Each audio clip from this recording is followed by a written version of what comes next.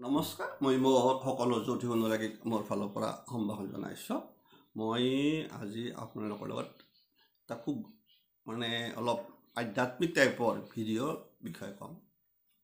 সেইটো হ'ল আমাৰ বিশেষকৈ বেলপাতক লৈ। আমি জানো বেলপাত শিৱৰ বিখ্যাত প্ৰিয় বস্তু। গতিকে আমি যিকোনো পূজাৰ পৰ্বণতে বেলপাতৰ প্ৰয়োজন হয়। অকল গণেশৰ পূজাত কিন্তু নালাগে দেই বেলপাত। তাৰ বাহিৰে প্ৰায় বেলপাতটো ব্যৱহাৰ কৰিব লাগে। আৰু যিকোনো পূজাতেই হওক, সি আপোনাৰ দুৰ্গা পূজাই হওক বা যিকোনো শক্তি পূজাতেই হওক। গতিকে এই বেলপাতটো যিহেতু শিৱৰ প্ৰিয় বস্তু, গতিকে শিৱ সন্তুষ্টি হোৱা মানে সকলো দেৱতা সন্তুষ্টি বুলি কথা এটা আছে। আজি মুখ্য কথাটো হ'ল মই ক'ব বিচাৰিছোঁ যে এই বেলপাত সাধাৰণতে তিনিটা থাকে। এটা আমি কওঁ যে তিনিটা বেলপাত লৈ পেলাই তাৰমানে এইটো পাতটোত এটা তিনিটা পাত থাকে বেলপাতত, চাব আপোনালোকে। গতিকে কেতিয়াবা দুটাও থাকে, কেতিয়াবা এটাও থাকে।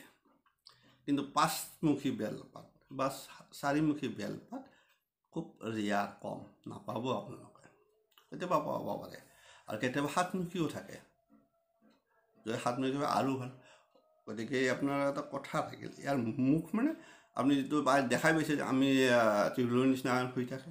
গতিকে মই এইটো ক'ব বিচাৰিছোঁ যে বেলপাতটোৰ ভিতৰত যদি পাঁচমুখী বা চাৰিমুখী বেলপাত পায়, তে কোৱা আছে যে আপুনি সাক্ষাৎ শিৱক দৰ্শন কৰা বা যিসকল ব্যক্তিয়ে পাঁচমুখী বা চাৰিমুখী বেলপাতৰ লগত মুখামুখি হ'ব পাৰিছে, সেইবিলাক কোৱা যে সেইবিলাক জাতক যে সেইবিলাক ব্যক্তি শিৱৰ আশীৰ্বাদভুক্ত বুলি এটা আমাৰ শাস্ত্ৰত কোৱা আছে।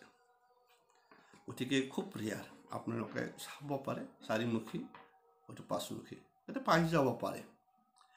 পাই যোৱাটো এটা কোৱা আছে ভাগ্যৰ কথা। যদি কোনোবাই আপোনাৰ এই চাৰিমুখী বা পাঁচমুখী, যে পাঁচমুখীটো কোৱা আছে যে এইটো সাক্ষাৎ শিৱ, এইকাৰণে কোৱা আছে শিৱৰ আন এটা নাম পঞ্চানন। গতিকে সেইকাৰণে কৈছে সেইটো পাঁচমুখীটোত থাকে শিৱ নিজে স্বয়ং, কথা থাকিল। আৰু চাৰিমুখীত থাকি যায় আপোনাৰ মোক্ষ প্ৰাপ্তিৰ ফল বুলি কয়। যদি আপুনি পায়, এইটো আপোনাৰ নিৰ্দেশ যে আপোনাৰ মোক্ষ প্ৰাপ্তি। তাত কিন্তু কথা হ'ল ইয়াৰ এই চাৰিটা পাতত এটা পাতত থাকে আপোনাৰ বুধ, গতিকে বুধ বুদ্ধি, এটাত দুৰ্গা, এটাত কাৰ্তিক, এটা আপোনাৰ গণেশ। ভাগ কৰি থৈছে, তাত আপোনালোকক কৈ থৈছোঁ। সেইকাৰণে কোৱা হয় এটা মূল্যৱান আপোনাৰ সম্পদ বুলি ক'ব পাৰি। কথা হ'ল আপোনালোকক কৈছোঁ মই, যদি আপুনি পায় কেতিয়াবা, কোনোবাই যদি পায়, সেই পাতটো আপুনি লৈ আহি যিডাল গছৰ পৰা পালে সেয়া কৰি পেলাই লৈ আহিব। আহি সেই পাতটো বিশেষকৈ সেই পঞ্চমুখী বা চৈধ্যমুখী পাতটো আপোনালোকে প্ৰথম শিৱলিংগত অৰ্পণ কৰক, অৰ্পণ কৰিব লাগে। তাৰ লগত পৰম্পৰাগতে আপোনাৰ যিটো শিৱৰ পঞ্চাক্ষৰ মন্ত্ৰ আছে আপুনি জপ কৰক। তাত আপুনি অকণমান শিৱলিংগত দিয়াৰ পিছত আপুনি গাখীৰ পানী দিয়ক, দি পেলাই তাৰপৰা তুলি আনক, আনি পেলাই আপুনি ঘৰত সুন্দৰভাৱে সাজি থৈ দিয়ক। আৰু যদি আপুনি প্ৰত্যেক দিনে একবাৰ সাক্ষাৎ কৰিব পাৰে, তেনেহ'লে আপোনাৰ কোৱা আছে আপোনাৰ ঘৰত বিশেষকৈ কোনো অভাৱ টকা পইচাৰে হওক বা বিশেষকৈ বেমাৰ আজাৰ বহু আঁতৰত থাকে। বেমাৰ আজাৰটো হ'ব পাৰে অলপ, নকওঁ মই সেইটো, কিন্তু কোৱাটোহে কৈছোঁ মই যে আপুনি বিশেষকৈ অকাল মৃত্যুৰ পৰা ৰোধ হয়। তাৰপিছত আশীৰ্বাদটো আছেই, পাবই শিৱৰ আশীৰ্বাদ। আপুনি প্ৰত্যেক দিনে সাক্ষাৎ কৰাৰ লগে লগে, দেখা পোৱাৰ লগে লগে সেইটোৱে আপোনাৰ মনৰ সন্তুষ্টি, চব সন্তুষ্টি। গতিকে এইটো গমেই পেলাই কেনেকৈ পালে কি কৰিব লাগে। কোনোবাই ক'ব পাৰে যে পাইছে, কোনোবাই ভাৱ নকৰে।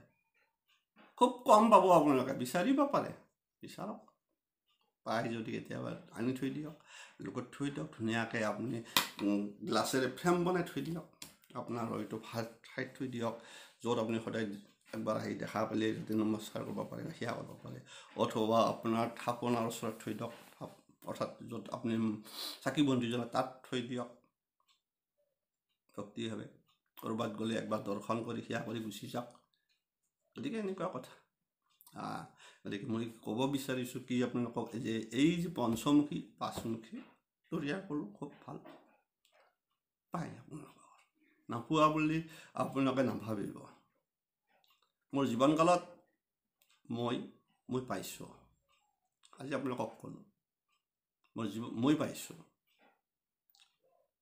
গতিকে মই পাৱা মই একেলগে পাইছোঁ কোনোবাই এই পাঁচমুখী বা চাৰিমুখী পায় মই পাঁচমুখী চাৰিমুখী দুটা বেলপাত মোৰ তাত আছে আৰু মই সেই দুটা বেলপাতক সুন্দৰভাৱে থৈ দিছোঁ ৰাখি যাতে এবাৰ হ'লেও মই দৃষ্টি মোৰ পৰে গতিকে আপোনালোকক মই কেনেকৈ ৰাখি থৈ দিছোঁ কেনেকৈ ফ্ৰেম বনাই দিছোঁ আপোনালোকক মই দেখুৱাই দিলোঁ আপোনালোকে এইটো লক্ষ্য কৰিব হয়তো অলপমান গঠন ইফাল সিফাল হ'ব পাৰে গঠন প্ৰক্ৰিয়াটো অলপ বেলেগ কিছুমান পাঁচমুখী গঠন অলপ বেলেগ হ'ব পাৰে হয়তো মই পোৱা বিশেষকৈ মোৰ হাতত থকা এই আপোনালোকে চাওক মই ঠিক এনেকৈ ৰাখি দিছোঁ এইটো আপুনি চাওক এইটো হ'ল পাঁচমুখী এই বেলপাত আপোনালোকক দেখুৱাই দিছোঁ মই সুন্দৰভাৱে ৰাখি থৈ দিছোঁ এইটো ইফালতো আপোনাৰ এইটো হ'ল আপোনাৰ চাৰিমুখী দুটা মই সুন্দৰভাৱে এনেকৈ ফ্ৰেমত থৈ দিছোঁ গতিকে নোপোৱা বুলিও নক'ব পায় আৰু মই ক'লোৱে গতিকে আপোনালোকে গম পালে মোৰ চাৰিত্ৰিক গুণটোতো গমেই পাইছে মই যেতিয়া কথা কৈ থাকোঁতে আপোনালোকে গম পাইছে গতিকে এটা কথা আছে যে সেইফালৰ পৰা মোৰো পাইছোঁ গতিকে এই পোৱাৰ লগে লগে তাৰমানে মোৰ